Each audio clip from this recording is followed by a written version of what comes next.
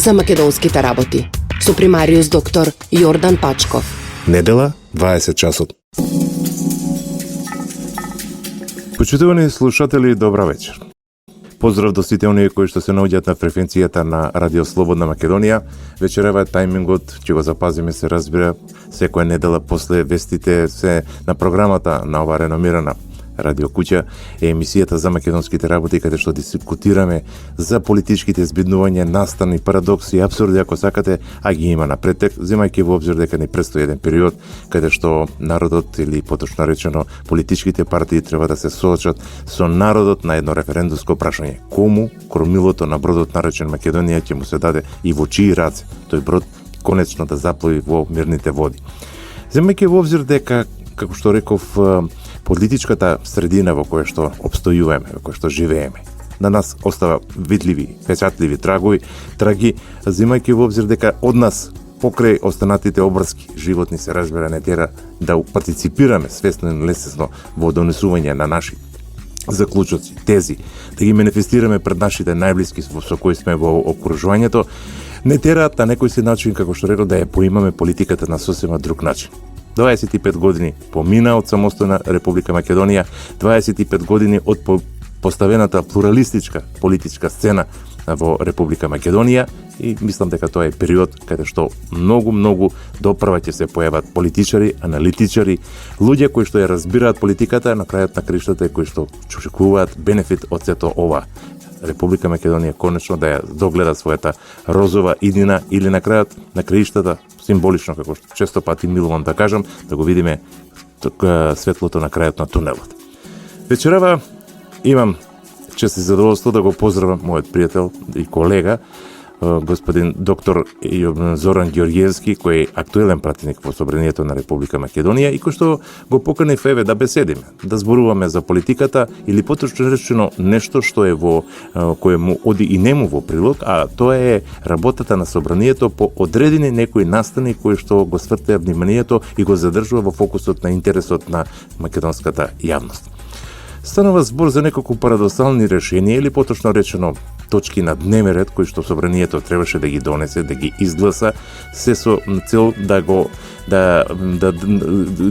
ги искористиме сите тие, како што спомнав и повторно ќе кажам, бенефити во политиката или поени кои што на крајот на краиштата ќе дадат резултати или поточно речено одговори на прашањата. Зошто, на пример, да кажеме, господјата Катица Јанева не го признава Собранието како легитимно? Зошто не ја признава институцијата председател на државата? Зошто не ги признава сите останати судски власти, извршната власт, која остана и ова третата, како што реков, законодавна власт, од проста причина затоа што таа се смета дека е над законот или над уставот на Република Македонија. Затоа и прво најпрво да го поздравиме вечерашниот наш гостин. Докторе, добра вечер. Добра вечер. Посакувам да пријатно се чувствувате во студиото на Радио Слободна Македонија. Поздрав и до вас. Така. И до слушателите на Радио Слободна Македонија. Значи, од ваш ранг, ако може така да се каже, фокус на интересирање кој што се разбира, пошто лично морам да признам дека секогаш одите подготвени на седниците на Собранието на Република Македонија, а згоре на тоа и учествувате во работа на неколку комисии за кои што ќе зборуваме затоа потоа. Еве, ја почнавме темата со она што всушност ја бранува македонската јавност, ако можеме да видиме по социјалните мрежи, по медиумите, она што излегува на телевизијата, често пати од седниците кои што се пренесуваат на Севернискиот канал на македонската радиотелевизија.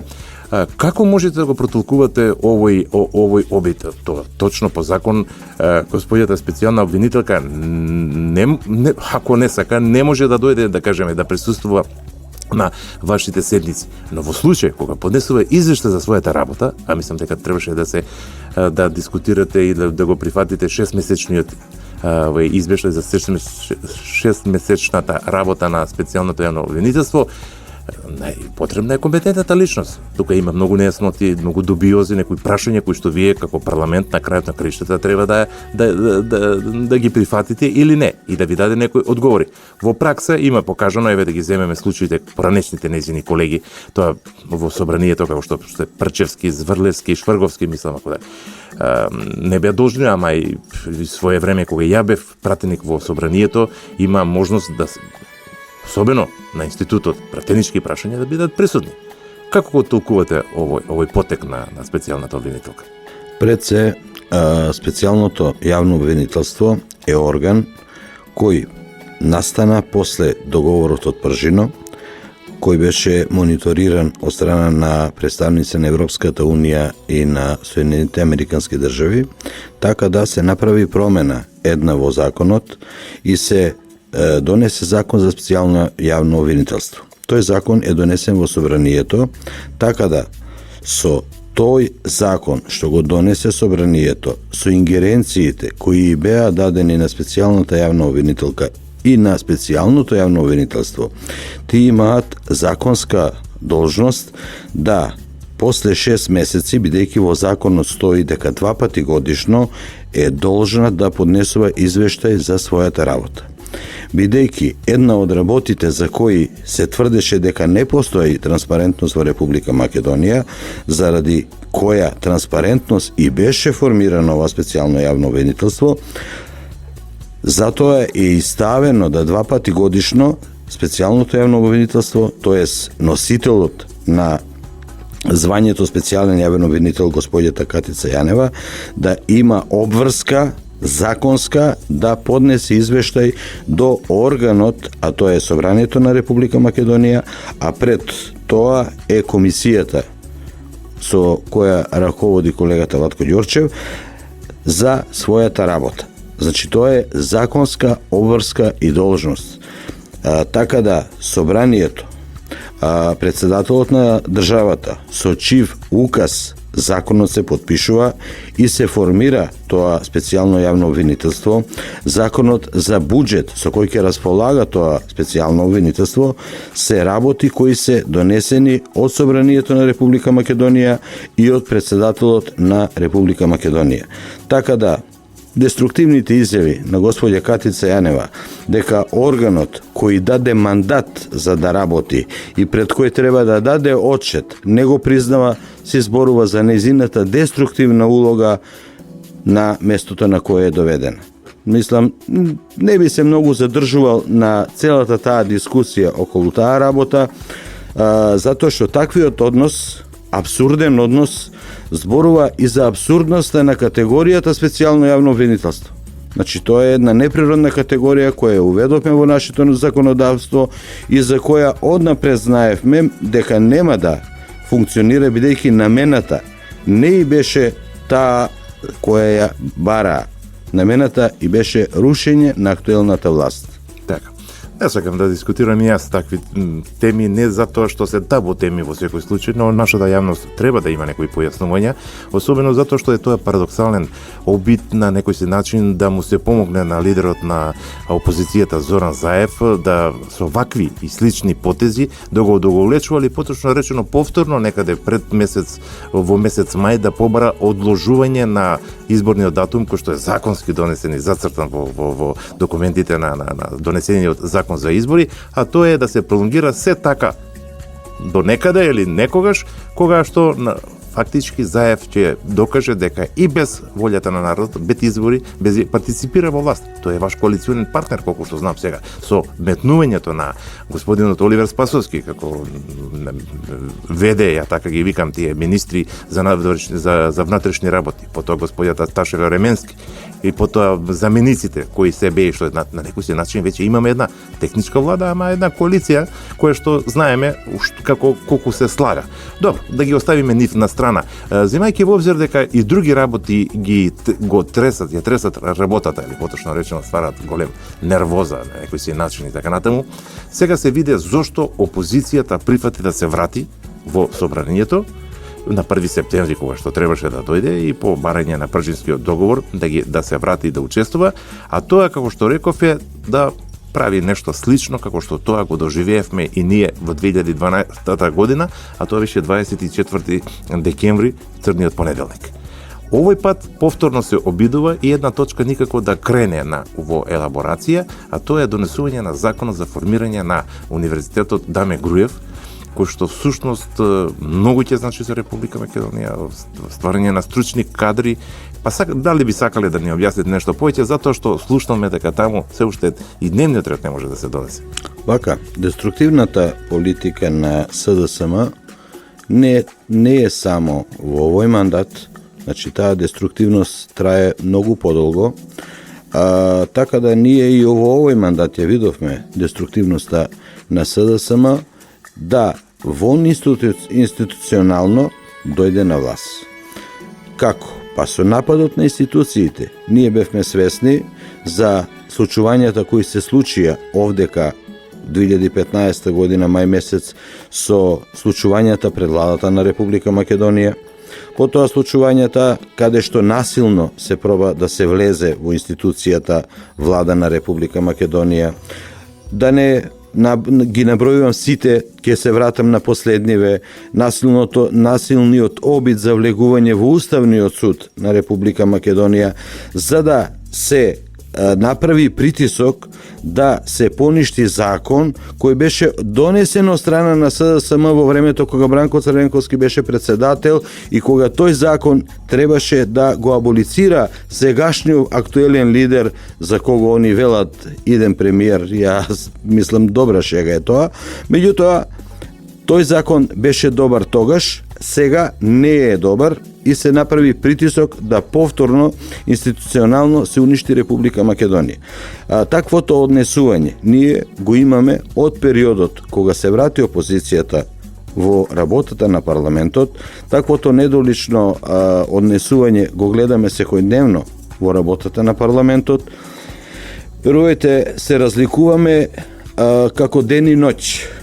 Додека опозицијата е деструктивна, ја ставам у категорија ноќ, до толку позицијата е конструктивна, до толку позицијата е приземна, конструктивна и сите овие случувања кои се случија во Република Македонија од страна на ВМРО ДПМН и овие сите отстапки за кои сите не осудуваат, направени се за да оваа политичка криза која трае со години, ова непризнавање на легитимните избори од 2014 да ја доведе опозицијата во позиција да услови кои таа ќе ги постави, по кои услови ќе се извршат изборите и победата добиена на таквите избори не можат да ја оспоруваат. Затоа беа сите тие отстапки во пржино, затоа беа и сите други отстапки направени во парламентот, затоа сите овие притисоци сега што се случуваат во Собранието на Република Македонија, вие видите,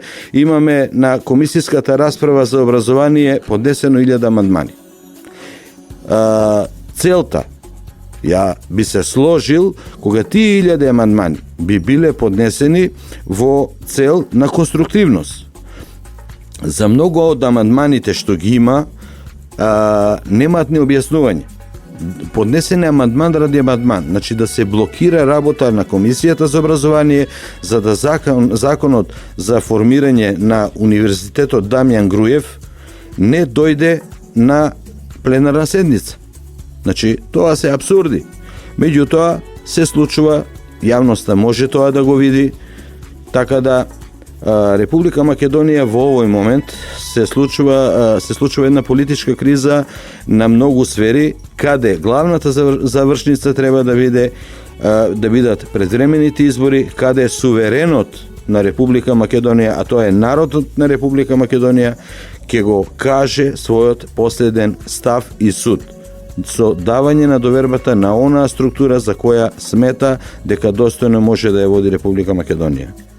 Добро, еве предлагам тука да направиме една куса пауза ако се служувате, да отстапи малку простор за музика и за ЕПП, така ако може да се каже, потоа повторно се враќаме во студиото на Радио Слободна Македонија. Почитувани слушатели, еве се враќаме повторно во студиото на Радио Слободна Македонија. Само кусо подсетување за оние кои што можеби подоцна се вклучија во следењето на емисијата, го следите 26-тото издание од втората сезона на емисијата за македонските работи со доктор Јордан Пачков, во кој што дискутираме за актуелните збиднувања. Овој пат на дневен ред, ако може така да се каже, е нашиот законодавен дом, работата на собранието и се разбира компетентна личност за мој соговорник вечерава и гостин во емисијата е присуството на доктор Зоран Георгиевски. Рековме дека обидите да се направи деструкција или поточно речено што е можно повеќе да се одлага донесувањето на или доаѓањето, поминувањето преку комисиска расправа до пленарна седница за донесување на законот формирање на Универзитетот Даме Груев е всушност, како што реков, блокиран или поточно речено обиди со 1000 амандмани. Вие ги образложите тие 1000 амандмани, али за жал морам тоа да го потенцирам, затоа што не смее да се молчи и да се пременува преку такви работи. Имаше и такви недолични работи, како што е например постапката на господјата Куновска, ваша колешка Софија Куновска од редовите на СДСМ, кој што една седница цела прекина или поточно речено не се одржа, затоа што цело време мјаукаше со исплазен јазик, недоличен еден однос према вас колегите, а да не зборуваме за она што всушност која и беше целта. Ние знаеме меѓу редови што она сакаше да постигне и како е, али такво едно недолично однесување во собранието не е забележано со децении назад. Па вака, секој вокабулар и секој однесување на секој од пратениците, да не заборавиме, пратениците се избор на народот, тоа треба да го почитуваме, е работа на секој пратеник.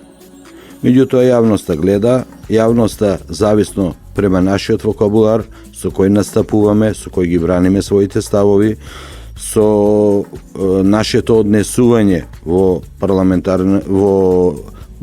парламентарниот дом, ние кажуваме на народот колку тој народ ист што не избрал бил во право или не. Така да оценката не би сакал да ја носам за или да судот за однесување на пратениците, меѓутоа ќе кажам дека откако дојде опозицијата во парламентот, нивото на комуникација и нивото на бранење на политичките ставови е паднено многу ниско, така да многу често ни се случува да присуствуваме не на бранење на политички ставови, туку да дисквалификации по разни основи на самите личности во собранието. Сепак тоа е една недолична работа, нивото на пратеник се знае дека треба да е многу високо, конструктивно, за да се оправда довербата на гласачите кои ја дали за таа личност. Мислам, не би се задржувал за секој од нив, меѓутоа кажав, разликата помеѓу позицијата и опозицијата е во намерата. Значи, додека позицијата е конструктивна, со носење на позитивни закони, со носење на закони со кои ќе се унапреди образованието, здравството, слободните трговски зони, каде што ќе се решава актуелниот, еден од најгорливите проблеми во Република Македонија, кој досега и тежеше, кој е наследен проблем од претходната власт од 2006, тоа е акутната невработеност, која од бројката на 37,5 или 38,5%, така некаде беше, сепак јас сум лекар, бројките не ми се многу јака страна, дојдовме во позиција да имаме невработеност од 24%. За тоа треба многу работа, многу труд, многу лобирања, многу промовирање на Република Македонија како добра индустријска дестинација, каде што луѓето од било кој дел на светот ќе дојдат за да ги вложат своите тешко стекнати пари во индустрија, со која индустрија ќе има и Република Македонија бенефит во смисол на отворање на нови работни места за огромната бројка на невработени кои беа во тој период.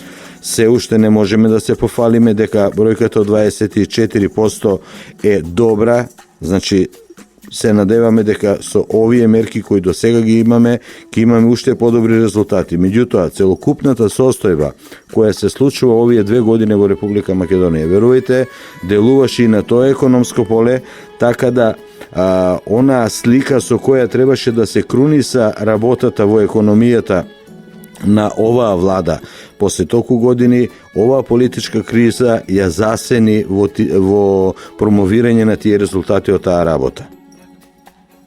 Така е, чекајќи по вашите дневни редови, ако може така да се каже, едноставно тоа ми е работата, поставувајќи се себе си како новинар и да реализираме една ваква политичка емисија, се разбира, морам и да бидам подготвен, исто како вас.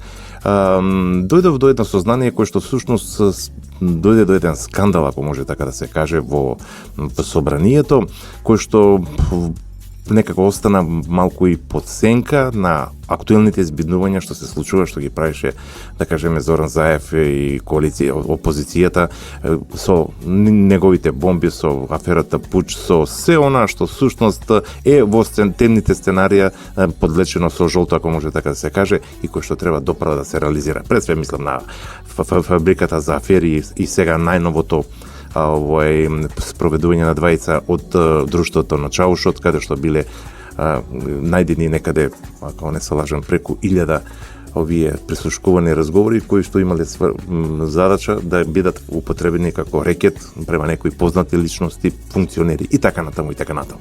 Тој скандал кој што македонската јавност, добрите познавачи на политичките избиднувања во Република Македонија му обратија посебно внимание, е скандалот каде што СДСМ не сакаше да гласа за набавка на новото оружје, кое што го предложи владата на Република Македонија и кое што требаше во собранска процедура тоа да биде донесен тој закон за одбрана.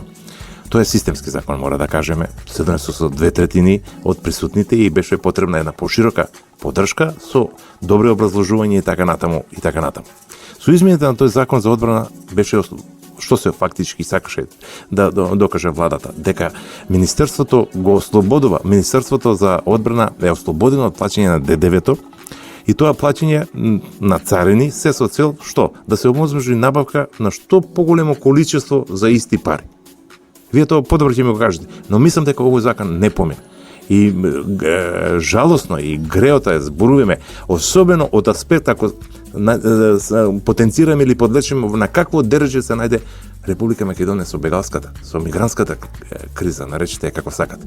Сазлисени од сите страни, додека другите држави, републики или земји во окружување набавуваат оружје, с краја да го употребиме, ја често пати тоа го викам, но во секој случај поволни моменти за да се дојде, затоа што сепак мора да признаеме, имаме армија, оружје, нека биде во нашите магазини, што се вели така натаму, СДСМ директно застана како најглавната пречка да се донесе овој закон. Па вака, по прашање на тој закон се случува многу работи. Не можеме да кажеме дека само СДСМ беше директната пречка, да не го заборавиме и ДУИ, бидејќи овој закон се носеше со двотретинско мнозинство, меѓутоа треба да се дообјасни која беше главната цел на овој закон. Главната цел беше да армијата на Република Македонија, која со години наназад не е реформирана, не е набавувано ново оружје, нова опрема, со овој закон требаше да Министерството за одбрана директно од произведувачите го набавува оружјето и целокупната опрема. Тоа беше првиот дел од закон, значи без посредници, без фирми кои ќе имаат своји маржи. И главната работа од тој закон беше да ДДВ-то кое треба да Министерството го плаќа на државата биде ослободено се со цел да и тие пари бидат употребени за земање на што поголема количина на опрема за армијата на Република Македонија. Тука немавме национална стратегија од страна на опозицијата и од страна на коалициониот партнер, тоа мора да го кажам. Околу безбедноста на државата не се сложивме, тоа е голема, мислам тоа мора да го констатираме со голема жалост, поготово во периодот кога првиот бегалски бран помина, а во очекување на вториот поголем бегалски бран. Значи, во тој момент не беше подпишана спогодбата помеѓу Турција и Европската Унија, имаше најава за голем бегалски бран на бројка од некаде над 1,000,000 и нешто бегалци мигранти во Република Грција и бројка од 3,5 милиони мигранти во Република Турција кои требаше со затоплување на временските услови да поминат низ рутата низ Република Македонија према Западна Европа, тоест према Германија и другите земји.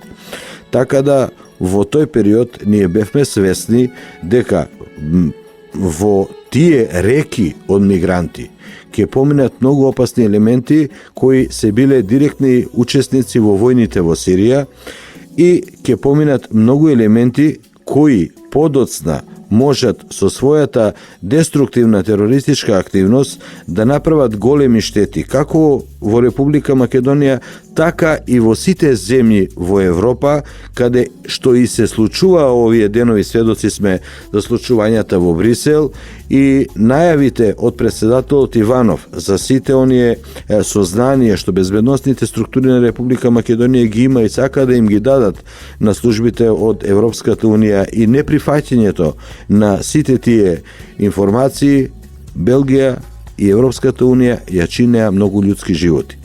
Така да Македонија требаше да го реформира своето оружје, да го обнови своето оружје со многу помодерни средства. Значи тука не се само борбени средства, тука се и опреми за наблюдување, опреми за штитење на граничната линија. Сепак сведоци сме, Македонија беше принудена да направи ограда на својата гранична линија, за да се како држава заштити, да направи еден филтер за мигрантите, да има една контрола на луѓето кои поминуваат низ својата територија, се поради безбедноста на граѓаните на Република Македонија. Тој сенс од страна на опозицијата и на коалициониот партнер, што не го покажа во интерес на армијата на Република Македонија, што би кажале моите кумановчани, ќе им иде на душу, на нивна душа ќе оди греот.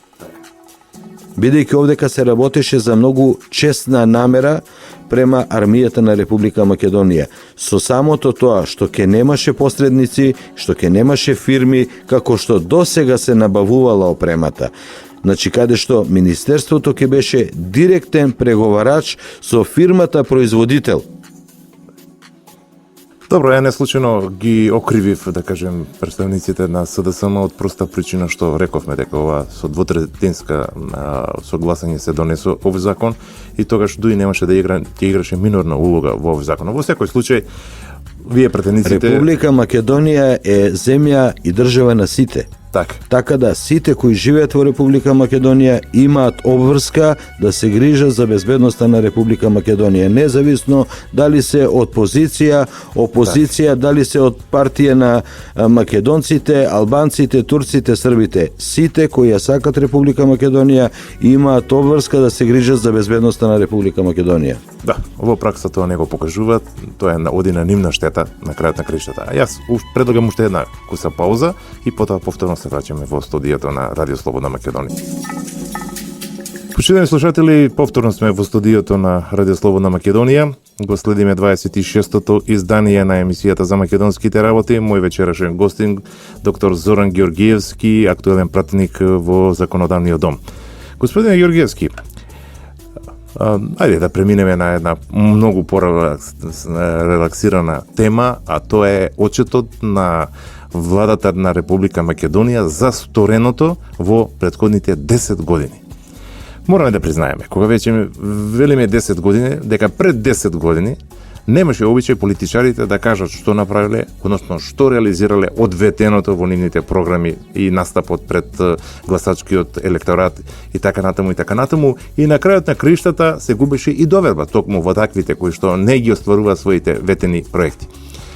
Со доваѓањето на власта и преземањето на власта во свој раце, ако може така да се каже, на ВМРО ДПМН во 2006 година и континуирано на 9 изборни циклуси, 9 победи, ако може да се каже без разлика дали се тоа од локален тип парламентарни избори или председателски избори, ВМРО ДПМН излезе со една, морам да кажам, една голема, обсежна, отчетна програма која што беше презентирана пред голем аудиториум, мислам во живо ја следа некаде 10.000 луѓе и во кое што всушност ги елаборира 3.500, ако не се лажам, проекти кои што ги имаше ветено на своите гласачи, на своите граѓани, а меѓу кои имаше и кои што не беа ветени, туку се укажала можност, па истите какви такви си го најдаа своето место за реализација. Вие присуствувавте на тој свечен чин, ако може така да се каже, и морам да признам искрено да ви кажам дека ваква пракса досега од политичките партии немало. Па вака, прво мора да кажеме една друга работа. Со победата во 2006 ВМРО ДПМН наметна едно ново правило во политиката. Тоа беше првата програма во 100 чекори, пишана програма као документ кој беше предложен пред граѓаните во предизборната кампања 2006, за да после тоа, веќе во изборите предвремени, што беа 2008, имавме прв очет од работата за тие 2 години.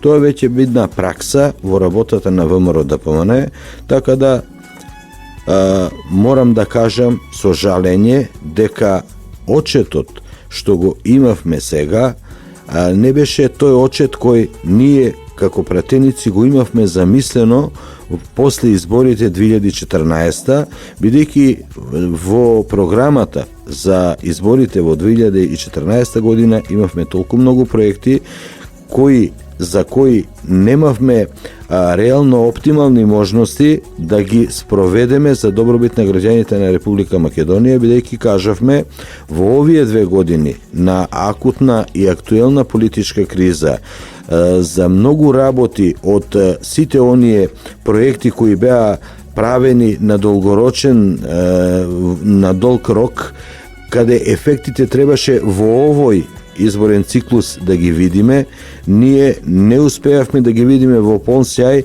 бидејќи имавме една деструктивна опозиција, така да многу од економските гиганти кои планираа своите дејности да ги донесат во Република Македонија, имавме блокада на тоа поле. Сепак, и за овие 2 години и во тие услови, владата на Република Македонија со многу големи напори, со големи обструкции, дојде во фаза да пред своите граѓани, пред своите гласачи, пред своето членство излезе со еден отчет од 3500 проекти, отчет во кој сите луѓе, тоест сите раководители на дејности каде што има своји делови од програмата, самите раководители на најдиректен начин пред граѓаните излезат и кажат докаде се со сите тие проекти што ги имаше во изборната програма на ВМРО ДПМН во 2014 година. Свесни сме дека тој отчет да беше во регуларен период од 4 години, ќе беше многу погламурозен, многу по-грандиозен и бенефитот ќе беше многу по-реално почувствуван кај граѓаните на Република Македонија.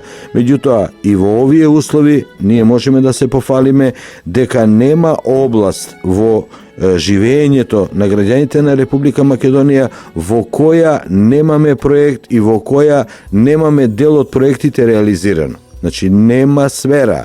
Буквално сите оние јавни предпријатија, директори на јавни предпријатија, на државни агенции, државни секретари, заменици, министри од своите области, за своите проекти, секој даде отчет пред председателот на партијата и пред граѓаните и членството на ВМРО ДПМН во спортската сала Јане Сандански. Така.